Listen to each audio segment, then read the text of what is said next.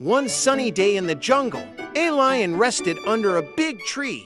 High above, a monkey happily jumped from branch to branch. Suddenly, crack! The branch broke. The monkey slipped and cried, "Oh no! Help!" Because the monkey was in trouble, the lion stood up at once, looked after the monkey. The monkey smiled with relief. Later that day, the lion walked near the river, but splash! His paw got stuck in the mud. The lion tried and tried, but he could not move. Because the lion was in trouble now, the monkey remembered his help. The monkey climbed high, pulled a long vine, and gently tugged. Slowly, the lion was free. They both laughed happily.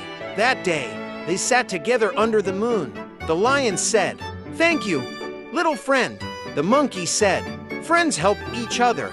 And the jungle felt peaceful. Moral of the story: no one is too big or too small to help.